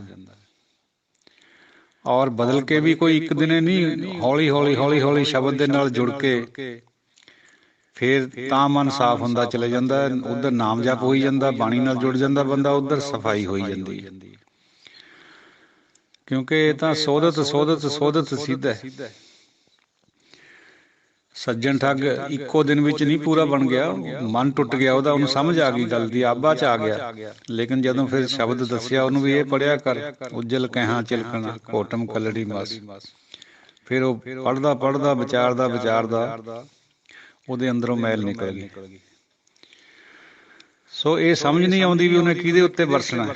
ਕੱਲ ਵੀ ਇਹਦੀ ਵਿਚਾਰ ਹੋਈ ਸੀਗੀ, ਨਾਨਕ ਗੁਰਮੁਖ ਜਾਣੀਐ ਜਾਂ ਕੋ ਆਪ ਕਰੇ ਪ੍ਰਗਾਸ। ਗੁਰੂ ਨਾਨਕ ਪਾਤਸ਼ਾਹ ਯਾਨੀ ਮਹਲਾ ਦੂਜਾ, ਗੁਰੂ ਧੰਨ ਗੁਰੂ ਅੰਗਦ ਦੇਵ ਜੀ ਫਰਮਾ ਰਹੇ ਹੈ, ਇਹ ਸਾਰੀ ਬਾਤ ਗੁਰੂ ਤੋਂ ਸਮਝ ਆਉਂਦੀ ਹੈ। ਗੁਰੂ ਵੱਲ ਮੁਖ ਕਰੇ ਤੋਂ, ਗੁਰੂ ਦਾ ਹੋਣ ਤੋਂ ਬਾਅਦ ਸਮਝ ਆਉਂਦੀ ਹੈ, ਜਿਹਦੇ ਪਰ ਉਹ ਕਿਰਪਾ ਕਰ ਦੇਵੇ। ਕਿਰਪਾ ਉਹਦੀ ਪਹਿਲਾਂ ਵਰਸਣੀ ਹੈ, ਤਾਂ ਹੀ ਗੁਰੂ ਦਾ ਮਿਲਾਪ ਹੋਣਾ, ਤਾਂ ਹੀ ਕਿਸੇ ਸਾਧੂ ਸੱਜਣ ਦਾ ਮਿਲਾਪ ਹੋਣਾ। ਪੌੜੀ ਨਾਨਕ ਜੀ ਉਪਾਇ ਕੈ ਲਿਖ ਨਾਵੇਂ ਧਰਮ ਬਹਾਲਿਆ। ਸਾਰੇ ਜੀਵਾਂ ਨੂੰ ਪੈਦਾ ਕਰਕੇ ਨਾਮ ਰੂਪੀ ਧਰਮ ਰਾਜ ਬਿਠਾਲ ਦਿੱਤਾ ਹੈ ਵੀ ਲੈ ਤੂੰ ਇਹਦੇ ਚੰਗੇ ਮਾੜੇ ਦਾ ਹਿਸਾਬ ਰੱਖ। ਹਿੰਦੂ ਧਰਮ ਵਿੱਚ ਤਾਂ ਉਹਨੇ ਫਿਰ ਚਿੱਤਰ ਗੁਪਤ ਵੀ ਨਾਲ ਜੋੜੇ ਉਹਨਾਂ ਨੇ, ਉਹਦਾ ਹਵਾਲਾ ਗੁਰਬਾਣੀ 'ਚ ਵੀ ਆਉਂਦਾ ਵੈਸੇ। ਪਰ ਜਿਹੜਾ ਨਾਮ ਹੈ ਇਹ ਇਟਸੈਲਫ ਧਰਮ ਰਾਜ ਹੈ। ਨਾਮ ਇੱਕ ਚੱਲਣ ਦਾ ਤਰੀਕਾ ਹੈ ਜ਼ਿੰਦਗੀ ਦਾ, ਜਿੱਥੇ ਹੋਰ ਡੁਐਲਿਟੀ ਦੇ ਵਿੱਚ ਬਹੁਤ ਸਾਰੇ ਤਰੀਕੇ ਹੈ। ਪੁੱਠੇ ਲਟਕਣਾ, ਧੂਣੀਆਂ ਤਾਪਣੀਆਂ, ਸਰੀਰ ਨੂੰ ਯਾਤਨਾਵਾਂ ਦੇਣੀਆਂ ਇਨ ਐਨੀ ਵੇ, ਯੋਗ ਕਰਨੇ ਔਰ ਹੋਰ ਕਈ ਇਹੋ ਜਿਹੀਆਂ ਕਿਰਿਆਵਾਂ ਕਰਨੀਆਂ। ਉਹਨਾਂ ਦੇ ਮੁਕਾਬਲੇ ਤੇ ਇੱਕ ਚੱਲਣ ਹੈਗਾ ਧਰਮ ਨਾਮ ਦਾ। ਇਹ ਜਿਹੜਾ ਨਾਮ ਹੈ ਸਾਧ ਸੰਗਤ ਜੀ, ਪੁੰਨ ਦਾਨ ਜਪ ਤਪ ਜੇਤੇ ਸਭ ਉੱਪਰ ਨਾਮ। ਇਹ ਨਾਮ ਦਾ ਇੱਕ ਤਰੀਕਾਕਾਰ ਹੈ, ਜ਼ਿੰਦਗੀ ਜਿਉਣ ਦਾ ਢੰਗ ਹੈ, ਇਹ ਵੇ ਆਫ ਲਾਈਫ ਹੈ। ਇਸ ਵੇ ਆਫ ਲਾਈਫ ਦੇ ਵਿੱਚ ਹੀ ਜਿਹੜਾ ਪਰਮਾਤਮਾ ਦਾ ਨਾਮ ਹੈ ਉਹਦੀ ਪ੍ਰਮੁੱਖਤਾ ਹੈ, ਜਿਹਨੂੰ ਕਈ ਵਾਰ ਸਾਡੇ ਜਿਹੜੇ ਅਲਟਰਾ ਮਿਸ਼ਨਰੀ ਹੈ ਉਹ ਖੰਡਨ ਵੀ ਕਰਦੇ ਹੈ ਵੀ ਰੱਟਾ ਲਾਉਣ ਦਾ ਕਿਆ ਫਾਇਦਾ। ਨਹੀਂ ਭਾਈ, ਉਹ ਰੱਟਾ ਤਾਂ ਹੋਊ ਅਗਿਆਨੀ ਪੁਰਸ਼ ਖਾਤਰ, ਜਿਹੜਾ ਜਾਗ ਪਿਆ ਅੰਦਰੋਂ ਉਹਦੇ ਖਾਤਰ ਤਾਂ ਇਹ ਮਸਟ ਹੈ। ਸਾਰਾ ਦਿਨ ਉਹਨੂੰ ਯਾਦ ਕਰਨਾ, ਚਾਹੇ ਜ਼ਬਾਨ ਨਾਲ, ਚਾਹੇ ਹਿਰਦੇ ਨਾਲ, ਚਾਹੇ ਜਪ ਨਾਲ, ਚਾਹੇ ਸਿਮਰਨ ਨਾਲ, ਚਾਹੇ ਬੋਲ ਚਾਲ ਵਿੱਚ ਕੋਈ ਕਿਸੇ ਪ੍ਰਮਾਤਮਾ ਦੀ ਕੋਈ ਗੱਲ ਕਰਕੇ, ਸੰਗਤ ਦੇ ਵਿੱਚ ਵਿਚਾਰ ਕਰਕੇ, ਇਨਾ ਹੀ ਨਹੀਂ ਵੇ ਉਹਨੂੰ ਯਾਦ ਰੱਖਣਾ। ਜੇ ਕੋਈ ਕੰਮਕਾਰ ਵੀ ਆਪਾਂ ਕਰਦੇ ਹਾਂ ਸੰਸਾਰੀ, ਉਹਦੇ ਵਿੱਚ ਵੀ ਉਹਨੂੰ ਰੱਖਣਾ ਯਾਦ। ਸੋ ਇਹ ਜਿਹੜਾ ਨਾਮ ਦਾ ਪ੍ਰਚਲਨ ਹੈ, ਇਹ ਇੱਕ ਵੇ ਆਫ ਲਾਈਫ ਹੈ। ਇਹਦੇ ਵਿੱਚ ਨਾਮ ਜਪਣੇ ਦੀ ਪਰਮਾਤਮਾ ਦੀ ਬਹੁਤ ਜ਼ਿਆਦਾ ਪ੍ਰਮੁੱਖਤਾ ਹੈ, ਆਟਮੋਸਟ ਨਿਹਾਇਤ ਜ਼ਰੂਰੀ ਹੈ। ਇਹ ਨਹੀਂ ਹੈ ਵੀ ਜਪਣ ਦੀ ਲੋੜ ਨਹੀਂ ਹੈ, ਜ਼ਬਾਨ ਨਾਲ ਐਵੇਂ ਤੋਤਾ ਰੜਨ ਕਰਨਾ, ਉਹ ਨਾ ਸਮਝੀ ਦੀਆਂ ਗੱਲਾਂ ਸਾਰੀਆਂ। ਨਾਮ ਤੋਂ ਕੋਰੇ ਉਹ ਲੋਕ ਗੁਰਬਾਣੀ ਪੜ੍ਹ ਲੈਣੀ ਜਿਵੇਂ ਬਾਕੀ ਦੀਆਂ ਕਿਤਾਬਾਂ ਹੈ ਉਕਣ ਉਹ ਗੱਲ ਨੂੰ ਮਾਨਤਾ ਨਹੀਂ ਹੈ ਗੁਰਮਤਿ ਵਿੱਚ ਦਿੱਤੀ ਹੋਈ। ਜੇਤਾ ਪੜ੍ਹਿਆ ਤੇ ਤੋਂ ਕੜਿਆ। ਉਹ ਪੜ੍ਹਾਈ ਨਾਲ ਤਾਂ ਸਗੋਂ ਬੰਦਾ ਨਾਸਤਿਕ ਬਣ ਜਾਂਦਾ। ਇਸ ਤਰ੍ਹਾਂ ਇਹ ਤਾਂ ਕਿਰਪਾ ਹੀ ਵਰਸ ਜੇ ਉਹਦੀ ਪੜ੍ਹਾਈ ਦਾ ਸਾਨੂੰ ਅੰਦਰ ਤੋਂ ਪਤਾ ਲੱਗ ਜੇ ਵੀ ਅਸਲ 'ਚ ਲਿਖਿਆ ਵਾ ਕਿਆ ਹੈ। ਜਿੰਨਾ ਬਾਰ-ਬਾਰ ਹਰ ਸਵਾਸ ਹਰ ਗਿਰਾਸ ਬੁਰਕੀ ਚਬਾਉਂਦੇ ਸਮੇਂ ਵੀ ਪਰਮਾਤਮਾ ਯਾਦ ਆਊਗਾ, ਓਨਾ ਹੀ ਬਿਹਤਰ ਹੈ। ਓਨਾ ਹੀ ਸਾਡੇ ਅੰਦਰੋਂ ਮੈਲ ਉਤਰੂਗੀ, ਓਨਾ ਹੀ ਰੱਬ ਦੇ ਨੇੜੇ ਜਾਵਾਂਗੇ। ਸੋ ਨਾਮ ਦਾ ਪ੍ਰਚਲਨ ਇੱਕ ਤਰੀਕਾਕਾਰ ਹੈ ਜ਼ਿੰਦਗੀ ਜਿਉਣ ਦਾ, ਇਹ ਵੇ ਆਫ ਲਾਈਫ ਹੈ। ਇਹਦੇ ਵਿੱਚ ਨਾਮ ਜਪਣਾ ਜਿਹੜਾ ਹੈ ਜਾਂ ਉਚਾਰਨ ਕਰਨਾ ਜਾਂ ਉਹਦਾ ਸਿਮਰਨ ਕਰਨਾ, ਇਹ ਉਹਦੀ ਪ੍ਰਮੁੱਖਤਾ ਹੈ। ਨਾਮ ਰੱਬ ਦਾ ਨਾਮ ਸਾਰਿਆਂ ਜੀਵਾਂ ਕੋਲ ਹੈ। ਕਿਸੇ ਵੀ ਧਰਮ ਦਾ ਹੋਵੇ, ਕਿਸੇ ਵੀ ਦੇਸ਼ ਦਾ ਹੋਵੇ, ਪਰ ਜਿਹਨੂੰ ਨਾਮ ਗੁਰਬਾਣੀ ਨੇ ਫਰਮਾਇਆ ਉਹ ਨਹੀਂ ਹੁੰਦਾ ਕਿਸੇ ਕੋਲ ਵੀ। ਬਹੁਤ ਵਿਰਲੇ ਹੁੰਦੇ ਸਾਰੇ ਸੰਸਾਰ 'ਚ, ਉਂਗਲੀਆਂ ਪਰ ਗਿਣ ਲਿਓ 5-7 ਬੰਦੇ ਹੀ ਹੋ ਸਕਦੇ, ਜ਼ਿਆਦਾ ਨਹੀਂ ਹੁੰਦੇ। ਉਹ ਜਿਹੜਾ ਨਾਮ ਹੈ ਉਹ ਹੋਰ ਚੀਜ਼ ਹੈ। ਉਹ ਤਾਂ ਬਿਨਾਂ ਹਉਮੈ ਟੁੱਟੇ ਤੋਂ ਪੈਦਾ ਹੀ ਨਹੀਂ ਹੁੰਦਾ, ਗੁਰੂ ਦੀ ਕਿਰਪਾ ਬਿਨਾਂ ਨਹੀਂ ਪੈਦਾ ਹੁੰਦਾ। ਤੋ ਜਿਹੜਾ ਨਾਮ ਦਾ ਚੱਲਣ ਹੈ ਉਹ ਇੱਕ ਤਰੀਕਾ ਹੈ। ਉਹਦੇ ਵਿੱਚ ਰੱਬ ਦਾ ਨਾਮ ਜਪਣਾ ਇੱਕ ਬਹੁਤ ਜ਼ਰੂਰੀ ਉਹਦਾ ਇੱਕ ਅੰਗ ਹੈ। ਰੱਬ ਦੇ ਨਾਂ ਤੋਂ ਬਿਨਾਂ ਨਾਮ ਦਾ ਤਰੀਕਾ ਹੋ ਹੀ ਨਹੀਂ ਸਕਦਾ ਚੱਲਣ ਦਾ। ਬੰਦਾ ਲੱਖ ਕਹੀ ਜਾਏ ਵੀ ਮੈਂ ਜੀ ਗੁਰਬਾਣੀ ਨਾਲ ਆਪਣੀ ਸਦਾਈ ਕਰ ਲਈ, ਮੇਰੇ ਐਕਸ਼ਨ ਠੀਕ ਹੋ ਗਏ, ਮੇਰਾ ਕਾਰੋ ਵਿਹਾਰ ਵਧੀਆ ਹੋ ਗਿਆ, ਜੇ ਨਾਮ ਨਹੀਂ ਜਪਦਾ ਤਾਂ ਉਹ ਫਰੂਟਲੈਸ ਹੈ। ਇਹ ਥੋਟ ਹੈ ਗੁਰਬਾਣੀ ਦਾ, ਜਿਹਨੂੰ ਨਗੇਟ ਕਰਿਆ ਜਾ ਰਿਹਾ, ਨਵੇਂ ਢੰਗ ਨਾਲ ਹੋਰੇ ਤਰ੍ਹਾਂ ਦੀ ਵਿਆਖਿਆ ਕਰਨ ਲੱਗ ਪਏ। ਸਾਨੂੰ ਇੱਕ ਵਾਰ ਪੜ੍ਹਾਉਂਦਿਆਂ ਹੋਇਆਂ, ਜੋ 11ਵੀਂ ਦੀ ਗੱਲ ਹੋਊਗੀ, ਚੰਡੀਗੜ੍ਹ DAV ਕਾਲਜ ਸੀਗਾ, ਸਾਡੇ ਇੱਕ ਟੀਚਰ ਸੀ ਉਦੋਂ, ਉਹਨੇ ਇਹ ਗੱਲ ਸਾਨੂੰ ਦੱਸੀ ਸੀ, ਪੰਜਾਬੀ ਦਾ ਟੀਚਰ ਸੀ। ਕਹਿੰਦੇ ਜੀ ਗੁਰੂ ਗੋਬਿੰਦ ਸਿੰਘ ਜੀ ਤਾਂ ਬਹੁਤ ਬੜੇ ਕਮਿਊਨਿਸਟ ਤੇ ਜੇ ਉਹ ਰੱਬ ਦੇ ਨਾਂ ਨੂੰ ਉਹਨਾਂ ਦੀ ਜ਼ਿੰਦਗੀ 'ਚੋਂ ਕੱਢ ਦੀਏ ਤਾਂ ਉਹ ਬਹੁਤ ਬੜੇ ਕਮਿਊਨਿਸਟ ਤੇ। ਉਹ ਇਸ ਐਂਗਲ ਨਾਲ ਐਕਸਪਲੇਨ ਕਰਦਾ ਸੀ ਗੁਰਬਾਣੀ ਨੂੰ। ਜੇ ਰੱਬ ਦਾ ਨਾਂ ਕੱਢ ਦੀਏ ਤਾਂ 10ਵੇਂ ਪਾਤਸ਼ਾਹ ਜੀ ਦੇ ਕੋਲ ਬਚ ਹੀ ਕਿਹਾ ਜਾਂਦਾ। ਫਿਰ ਸਾਰਾ ਕੁਛ ਤਾਂ ਉਸੇ ਦੀ ਬਦੌਲਤ ਹੈ, ਜਿਹਨੂੰ ਉਹ ਲੋਕ ਨਿਗੇਟ ਕਰ ਰਹੇ ਹੈ। ਕਮਿਊਨਿਜ਼ਮ ਵਾਲੇ ਉਹ ਮਾਰਕਸ ਨੂੰ ਬੜਾ ਕਰਦੇ ਹੈ, ਰੱਬ ਦੇ ਨਾਂ ਨੂੰ ਛੱਡਿਆ ਹੋਇਆ ਬਿਲਕੁਲ ਮੰਨਦੇ ਹੀ ਨਹੀਂ। ਕਹਿੰਦੇ ਇਹ ਤਾਂ ਐਵੇਂ ਤੋਤਾ ਰੱਟਣਾ। ਸੋ ਚਲੋ, ਜਿਹਨੂੰ ਸਮਝ ਆ ਗਈ ਇਹ ਕੰਮ ਵੀ ਤਾਂ ਵਿਰਲੇ ਨਹੀਂ ਕਰਨਾ, ਇਹ ਸਭ ਨੇ ਤਾਂ ਕਰਨਾ ਨਹੀਂ। ਕਰੋੜਾਂ ਚੋਂ ਕਿਸੇ ਇੱਕ ਦੇ ਹਿੱਸੇ ਆਉਣਾ ਇਹ ਚੀਜ਼ ਨੇ।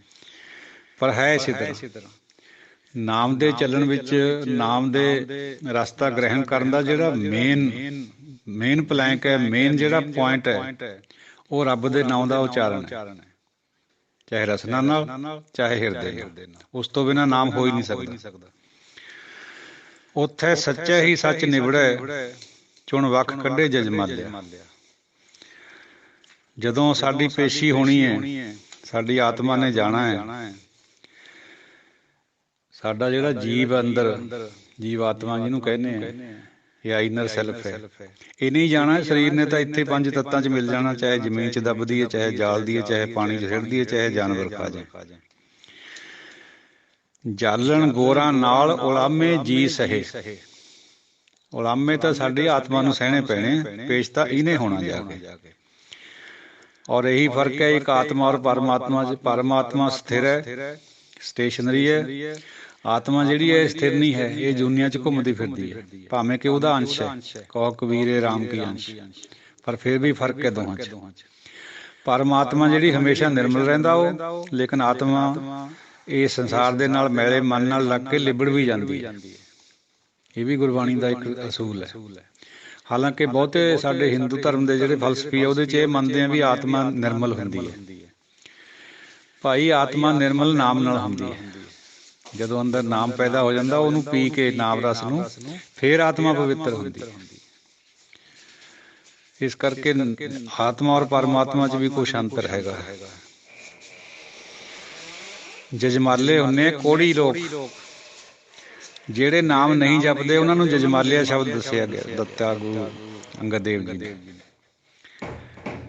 ਗੁਰੂ ਨਾਨਕ ਸਾਹਿਬ ਨੇ। ਜਜਮਾਲੇ ਹੋਏ ਵੱਖ ਕਰ ਲਏ ਜਾਂਦੇ ਆ, ਜਿਹੜੇ ਖਰੇ ਹੁੰਦੇ ਉਹ ਖਜ਼ਾਨੇ 'ਚ ਪੈ ਜਾਂਦੇ। ਖਜ਼ਾਨੇ 'ਚ ਪੈ ਗਏ, ਉਹਨਾਂ ਨੂੰ ਟੇਕ ਹੋ ਗਈ, ਹਮੇਸ਼ਾ ਵਾਸਤੇ ਟਿਕ ਗਏ ਤੇ ਦੂਜਿਆਂ ਦਾ ਫਿਰ 84 ਵਾਲਾ ਗੇੜ ਫੇਰ ਸ਼ੁਰੂ ਹੋ ਜਾਂਦਾ। ਜਿਹੇ ਜਿਹੇ ਉਹਨਾਂ ਨੇ ਕਰਮ ਕਰੇ ਹੁੰਦੇ ਉਹਦੇ ਅਨੁਸਾਰ ਮਨੁੱਖ ਬਣਨਾ ਜਾਂ ਹੋਰ ਜੀਵ, ਕੋਈ ਕੀੜਾ ਮਕੌੜਾ ਬਣਨਾ, ਜਾਨਵਰ ਬਣਨਾ, ਚੌਪਾਇਆ ਬਣਨਾ। ਉਹ ਜਜਮਾਲੇ ਆ ਭਾਈ।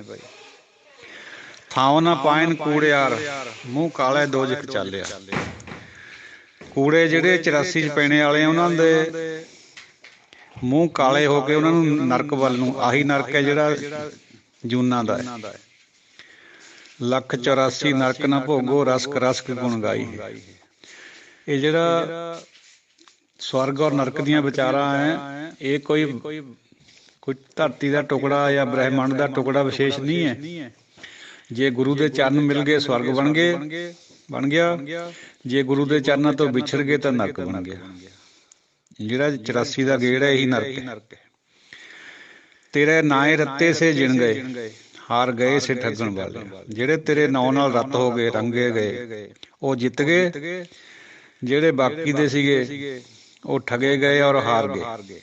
ਜਿਹੜੇ ਲੋਕਾਂ ਨੂੰ ਠੱਗਦੇ ਸੀਗੇ ਉਹ ਠੱਗੇ ਗਏ, ਉਹ ਹਾਰ ਗਏ, ਉਹ 84 ਦੇ ਗੇੜ ਚ ਪੈ ਗਏ। ਲਿਖ ਨਾਵੇਂ ਧਰਮ ਬਹਾਲਿਆ। ਇਹ ਨਾਮ ਨੇ, ਇਹ ਨਾਮ ਨੂੰ ਲਿਖ ਕੇ ਹਰ ਇੱਕ ਦੇ ਮੱਥੇ ਦੇ ਉੱਤੇ ਨਾਮ ਰੂਪੀ ਧਰਮ ਰਾਜ ਬਿਠਾਲ ਦਿੱਤਾ। ਚੰਗੇ ਔਰ ਮੰਦੇ ਦਾ ਫੈਸਲਾ ਕਰਨ ਖਾਤਰ। ਚੰਗਾ ਔਰ ਮੰਦਾ ਸਾਧ ਸੰਗਤ ਜੀ ਇਨ ਦਾ ਸੈਂਸ, ਪਾਪ ਪੁੰਨ ਵੀ ਉਹੀ ਚੀਜ਼ ਹੈ। ਉਹ ਇਸ ਕਰਕੇ ਵੀ ਜਿਹੜੇ ਰੱਬ ਦੇ ਨਾਂ ਨਾਲ ਜੁੜ ਗਏ ਉਹ ਚੰਗੇ ਆ, ਬਾਕੀ ਦੇ ਮੰਦੇ। ਜਿਹੜੇ ਇੱਥੇ ਚੰਗੇ ਸੰਸਾਰੀ ਤੌਰ ਪਰ ਵੀ ਪੁੰਨਦਾਨ ਕਰਦੇ ਆ ਜਾਂ ਸੇਵਾ ਕਰਦੇ ਆ ਸੋ ਕਾਲਡ ਉੱਪਰ, ਉਹਨਾਂ ਨੂੰ ਚੰਗੇ ਨਹੀਂ ਗਿਣਿਆ ਜਾਂਦਾ ਗੁਰਬਾਣੀ ਚ। ਨਾਮ ਨਾਲ ਜੁੜਨ ਵਾਲਾ ਜਿਹੜਾ ਪੁਰਸ਼ ਹੈ ਉਹ ਮਹਾਂਪੁਰਸ਼, ਉਹ ਚੰਗਾ ਹੈ। ਬਾਕੀ ਸਾਰੇ ਜਜਮਾਲੇ ਹੋਏ ਆ। ਅਸੀਂ ਸਭ ਮਹਾਰਾਜ ਬਖਸ਼ ਲਵੇ। ਜਿੰਨਾ ਚਿਰ ਅਜੇ ਅਖੀਰਲੀ ਸਟੇਜ ਨਹੀਂ ਆਉਂਦੀ, ਪਤਾ ਨਹੀਂ ਕਦ ਤਿਲਕ ਜਾਣਾ ਬੰਦੇ ਨੇ। ਕਿਸੇ ਮਹਾਤਮਾ ਨੂੰ ਪੁੱਛਿਆ ਸੀ ਵੀ ਕੁੱਤੇ ਦੀ ਪੂੰਛ ਸਿੱਧੀ ਹੈ ਕਿ ਤੁਸੀਂ ਸਿੱਧੇ ਆ? ਕਹਿੰਦਾ ਜੀ ਫਿਰ ਜਦੋਂ ਅੰਤ ਸਮਾਂ ਆਊਗਾ ਉਦੋਂ ਦੱਸੂਗਾ। ਉਦੋਂ ਆ ਗਏ ਕੋਲ, ਕਹਿੰਦੇ ਜੀ ਹੁਣ ਦੱਸ ਦਿਓ। ਕਹਿੰਦਾ ਭਾਈ ਹੁਣ ਮੈਂ ਸਿੱਧਾ, ਬਸ ਮੇਰੀ ਤਿਆਰੀ ਹੈ ਪਲ ਦੋ ਪਲ ਚ, ਮੈਂ ਬਚ ਗਿਆ। ਪਤਾ ਨਹੀਂ ਹੁੰਦਾ ਬੰਦੇ ਦਾ ਮਨ ਕਦ ਡੋਲ ਜੇ। ਇਸ ਕਰਕੇ ਸਦਾ ਉਹਦੀ ਰਜਾ ਚ ਰਹਿਣਾ ਬਣਦਾ ਹੈ। ਇਹ ਜਾਣਦੇ ਹੋਏ ਵੀ ਅਸੀਂ ਅਲਪੱਗ ਜੀਵ ਹੈ, ਪਤਾ ਨਹੀਂ ਕਦੋਂ ਗਲਤੀ ਕਰ ਲਈਏ। ਬੜੇ ਚੌਥੇ ਪਦ ਵਾਲੇ ਮਹਾਂਪੁਰਸ਼ ਵੀ ਗਲਤੀਆਂ ਕਰ ਬੈਠਦੇ ਆ ਕਈ ਵਾਰੀ।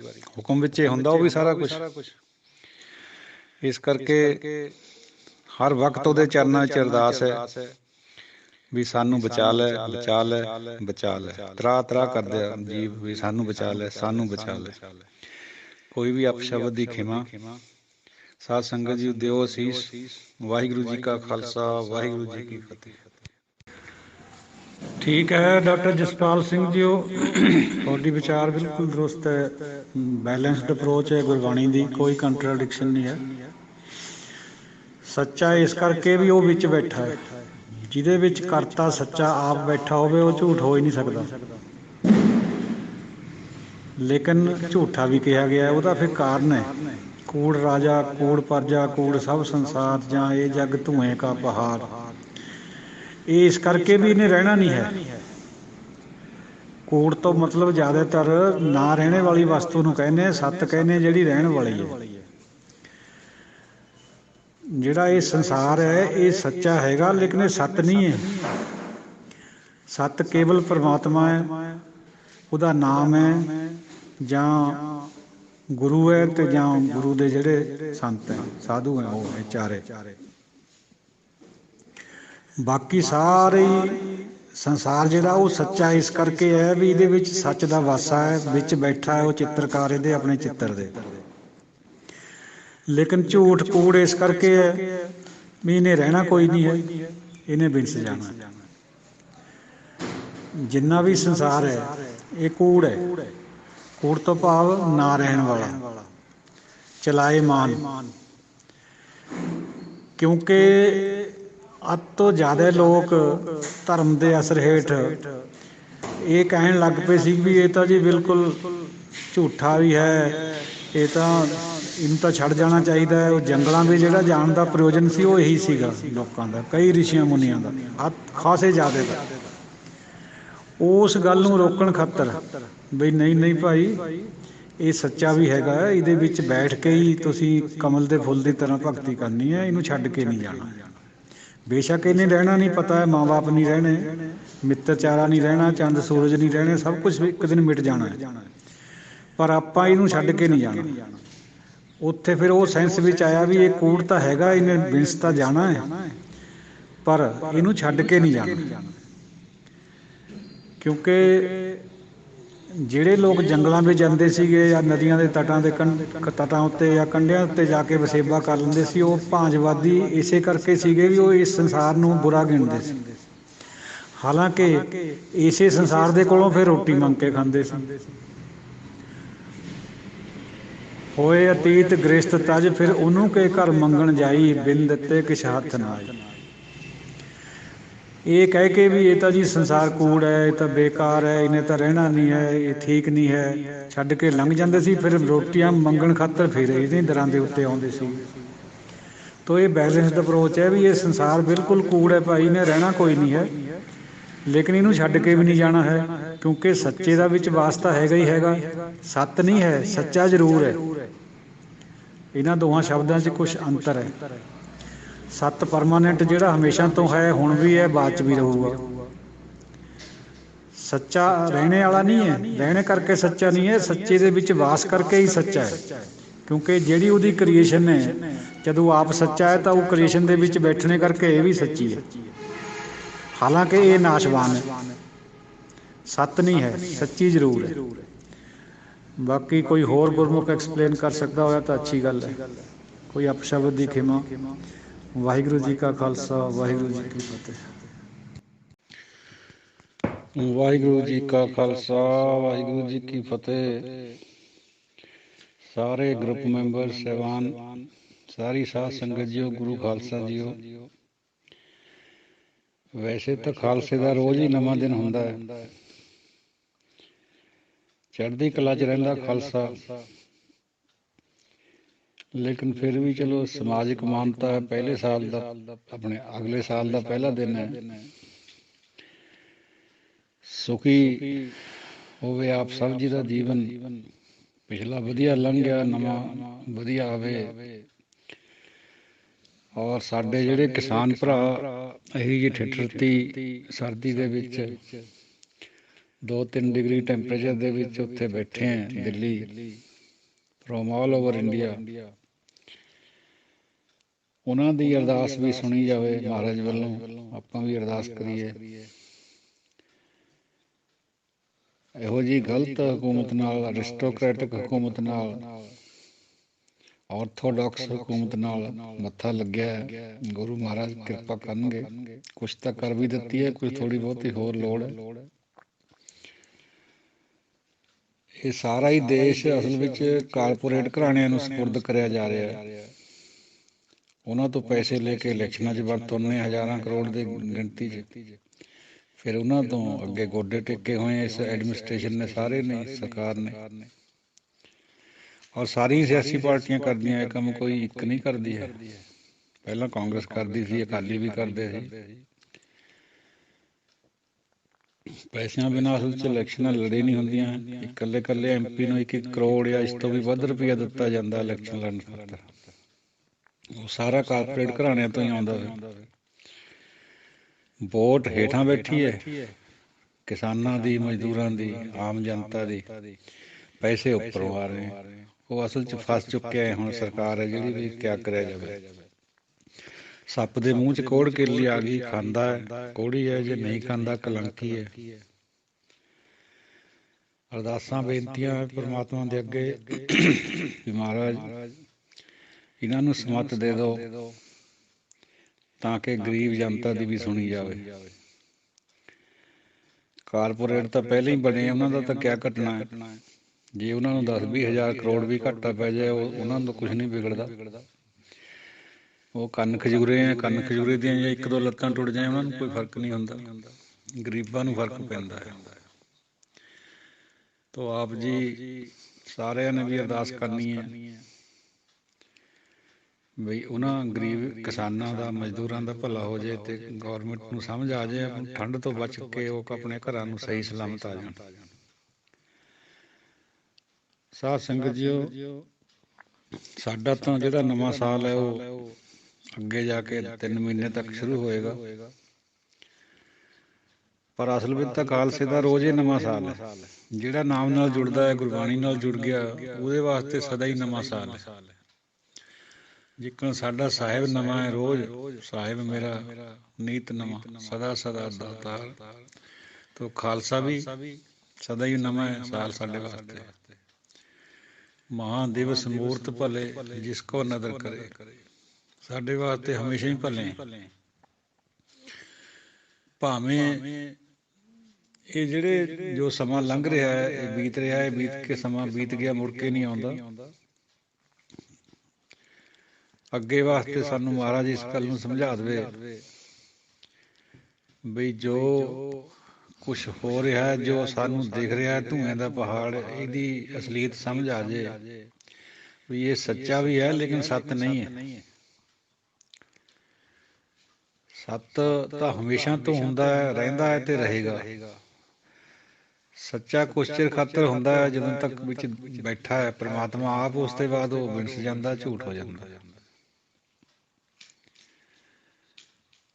ਇਸੇ ਕਰਕੇ ਇਹਨੂੰ ਝੂਠ ਕਿਹਾ ਗਿਆ, ਕੂੜ ਕਿਹਾ ਗਿਆ। ਕੂੜ ਰਾਜਾ, ਕੂੜ ਪਾਜਾ, ਕੂੜ ਸਭ ਸੰਸਾਰ, ਸਭ ਕੁਛ ਕੂੜ ਹੈ। ਜ਼ਿੰਦਗੀ ਜਿਉਣ ਖਾਤਰ ਕਰਨਾ ਪੈਂਦਾ, ਛੱਡ ਕੇ ਵੀ ਨਹੀਂ ਜਾਣਾ ਇਹਨੂੰ। ਧੀਆਂ ਪੁੱਤਰ, ਬੱਚੇ, ਔਰਤ, ਮਾਂ ਬਾਪ ਸਭ ਮੁਬਾਰਕ ਹੈ ਆਪਣੀ ਆਪਣੀ ਜਗ੍ਹਾ। ਇਹਨਾਂ ਰਿਸ਼ਤਿਆਂ ਦੇ ਨਾਲ ਅਸੀਂ ਪਰਮਾਤਮਾ ਨੂੰ ਪਾਉਣਾ ਹੈ, ਇਹਨਾਂ ਨੂੰ ਖੰਡਨ ਨਹੀਂ ਕਰਨਾ, ਇਹਨਾਂ ਦੇ ਰਾਹੀਂ ਪਰਮਾਤਮਾ ਨੂੰ ਪਾਉਣਾ ਹੈ। ਔਰ ਬਹੁਤ ਵਧੀਆ ਸਿਧਾਂਤ ਹੈ ਗੁਰੂ ਨਾਨਕ ਪਾਤਸ਼ਾਹ ਦਾ, ਜੇ ਆਪਾਂ ਔਰਤ ਦਾ ਤਿਆਗ ਕਰੀਏ ਲੇਕਿਨ ਮਨ ਵਿੱਚ ਉਹਦਾ ਤਿਆਗ ਨਹੀਂ ਆਉਣਾ। ਇਸੇ ਕਰਕੇ ਗੁਰੂ ਨਾਨਕ ਪਾਤਸ਼ਾਹ ਨੇ ਗ੍ਰਸਤੀ ਦਾ ਵਿਧਾਨ ਬਣਾਇਆ ਵੀ ਗ੍ਰਸਤ ਵਿੱਚ ਰਹਿੰਦੇ ਹੋਏ ਸਬਰ ਸੰਤੋਖ ਦੇ ਨਾਲ ਜ਼ਿੰਦਗੀ ਕੱਟਣੀ ਹੈ, ਨਾ ਕਿ ਆਲੇ ਦੁਆਲੇ ਭਟਕਣਾ। ਮਾਇਆ ਭਾਵੇਂ ਨਾਗਣੀ ਵੀ ਹੈ, ਬੁਰੀ ਵੀ ਹੈ, ਇਹਦੇ ਵਿੱਚ ਫਸ ਕੇ ਬੰਦਾ ਗਲਤਾਨ ਹੋ ਜਾਂਦਾ ਹੈ, ਪਰ ਇਹ ਬਹੁਤ ਵਧੀਆ ਵੀ ਹੈ, ਪਰਮ ਪਵਿੱਤਰ ਵੀ ਹੈ, ਸ਼ੋਭਨੀਕ ਵੀ ਹੈ। ਇਹ ਤੇ ਬਿਨਾਂ ਗੁਜ਼ਾਰਾ ਨਹੀਂ ਹੁੰਦਾ। ਮਾਇਆ ਕੇਵਲ ਪੈਸਾ ਹੀ ਨਹੀਂ ਹੈ, ਧੀਆਂ ਪੁੱਤਰ ਸਰੀਰ ਇਹ ਸਭ ਮਾਇਆ ਹੈ। ਇਹਨਾਂ ਤੋਂ ਬਿਨਾਂ ਗੁਜ਼ਾਰਾ ਕਿਵੇਂ ਹੋਊਗਾ? ਮਾਇਆ ਦੇ ਵਿੱਚ ਰਹਿੰਦੇ ਹੋਏ ਕਮਲ ਦੇ ਫੁੱਲ ਦੀ ਤਰ੍ਹਾਂ ਆਪਾਂ ਪਰਮਾਤਮਾ ਨੂੰ ਯਾਦ ਕਰਨਾ ਹੈ। ਇਹੀ ਸਿੱਖ ਸਿਧਾਂਤ ਹੈ, ਇਹੀ ਗੁਰੂ ਗ੍ਰੰਥ ਸਾਹਿਬ ਜੀ ਦਾ ਮੇਨ ਪਲੈਂਕ ਹੈ। ਜੇ ਸਮਝ ਆ ਜੇ ਤਾਂ ਬੰਦਾ ਹੌਲਾ ਹੋ ਜਾਂਦਾ, ਸਿਰ ਦੇ ਉੱਤੋਂ ਭਾਰ ਨਿਕਲ ਜਾਂਦਾ, ਬਿਲਕੁਲ ਹਟ ਜਾਂਦਾ ਹੈ। ਜੋਤਸ਼ੀਆਂ ਦਾ ਭਾਰ, ਬਾਬਿਆਂ ਦਾ ਭਾਰ, ਪੰਡਤ ਦੀਆਂ ਗੱਲਾਂ ਦਾ ਭਾਰ। ਦੇਖ ਰਿਹਾ ਦਾਸਰਾ ਕਿਵੇਂ ਲੋਕਾਂ ਦੇ ਵਿੱਚ ਸਭ ਚੀਜ਼ਾਂ ਨੇ ਘਰ ਕਰਿਆ ਹੋਇਆ, ਸਿੱਖਾਂ ਵਿੱਚ ਵੀ ਹੈ ਉਸੇ ਤਰ੍ਹਾਂ। ਸਿੱਖਾਂ ਵਿੱਚ ਤਾਂ ਬਲਕਿ ਚਾਨਣਾ ਹੁੰਦੇ ਹੋਏ ਹਨੇਰਾ ਹੈ, ਇਹ ਹੋਰ ਵੀ ਮਾੜੀ ਗੱਲ ਹੈ। ਕਿਸੇ ਕੋਲ ਚਾਨਣਾ ਨਾ ਹੋਵੇ, ਖੂਹ 'ਚ ਗਿਰ ਜੇ, ਕੋਈ ਗੱਲ ਨਹੀਂ, ਪਰ ਜੇ ਹਾਥ ਦੀਪ ਕੂਏ ਪਰੇ ਕਾਹੇ ਕੀ ਕੁਸਲਾਗ ਹੋ ਰਿਹਾ, ਫੈਲਾਓ ਵੀ ਹੋ ਰਿਹਾ ਸਿੱਖੀ ਦਾ। ਇਹ ਟੀਵੀਆਂ ਦੁਆਰਾ ਅੰਧਕਾਰ ਵੀ ਵਧਾਇਆ ਜਾ ਰਿਹਾ। ਮਹਾਰਾਜ ਦੀ ਰਚਨਾ ਹੈ, ਸਭ ਉਸੇ ਦਾ ਹੁਕਮ ਹੈ। ਇੱਕ ਨਾ ਭਾਣੇ ਕੱਢ ਲੈ, ਇੱਕ ਨਾ ਨੂੰ ਭਾਣੇ ਵਿੱਚ ਆਪਣੇ 'ਚ ਕੱਢ ਵੀ ਲੈਂਦਾ ਹੈ। ਹੁਕਮ ਵਿੱਚ ਤਾਂ ਸਭ ਪਾਏ ਹੋਏ 84 ਦੇ ਗੇੜ 'ਚ, ਪਰ ਭਾਣੇ ਵਿੱਚ ਆ ਕੇ ਕਿਤੇ ਕਿਤੇ ਆਪਣੀ ਵਿਲ ਦੇ ਨਾਲ ਕਿਸੇ ਕਿਸੇ ਨੂੰ ਕੱਢ ਵੀ ਲੈਂਦਾ। ਹੁਕਮ ਅਟੱਲ ਹੈ ਮਰਨ ਜੰਮਣ ਦਾ, ਪਰ ਭਾਣਾ ਥੋੜ੍ਹਾ ਜਿਹਾ ਲਚਕੀਲਾ ਹੁੰਦਾ, ਵਿਲ ਹੁੰਦੀ ਹੈ, ਕਿਤੇ ਕਿਤੇ ਕਿਸੇ ਉੱਤੇ ਨਰਮਾਈ ਆ ਜਾਏ ਤਾਂ ਉਹ ਉਹਨੂੰ ਬਾਹਰ ਵੀ ਕੱਢ ਲੈਂਦਾ, ਨਾਮ ਬਖਸ਼ ਦਿੰਦਾ। ਸੋ ਸਾਧ ਸੰਗਤ ਜੀਓ, ਅਗਲੀ ਵਿਚਾਰ ਜਿਹੜੀ ਆਪਾਂ ਸ਼ੁਰੂ ਕਰਨੀ ਹੈ ਆਸਾ ਕੀ ਵਾਰ ਦੇ ਸਲੋਕਾਂ ਦੀ ਔਰ ਪੌੜੀ ਦੀ। ਉਸ ਤੋਂ ਪਹਿਲਾਂ ਆਪ ਜੀ ਦੇ ਦਰਸ਼ਨ ਕਰਨ ਦਾ ਮੌਕਾ ਮਿਲ ਗਿਆ, ਸੁਭਾਗ ਮਿਲਿਆ ਟੈਲੀਫੋਨਿਕ ਦਰਸ਼ਨ ਕਰਨ ਦਾ। ਔਰ ਸਾਰੇ ਜਿੰਨੇ ਵੀ ਸਾਡੇ ਗਰੁੱਪ ਦੇ ਮੈਂਬਰ ਸਾਹਿਬਾਨ ਨੇ, ਸਾਰੀ ਖਲਕਤ ਹੈ, ਸਾਰੀ ਦੁਨੀਆ ਜਿੰਨੀ ਵੀ ਸੁਣਦੀ ਹੋਏਗੀ ਇਸ ਨੂੰ, ਕਦੇ ਨਾ ਕਦੇ ਅੱਜ ਤੋਂ 10 ਸਾਲ ਨੂੰ 20 ਨੂੰ ਵੀ ਸੁਣੇਗੀ। ਆਪਾਂ ਨਹੀਂ ਰਹਿਣਾ, ਪਰ ਵਿਚਾਰਾਂ ਤਾਂ ਰਹਿਣਗੀਆਂ। ਤੋ ਸਾਰਿਆਂ ਨੂੰ ਹਾਰਦਿਕ ਨਵੇਂ ਸਾਲ ਦੀਆਂ ਵਧਾਈਆਂ।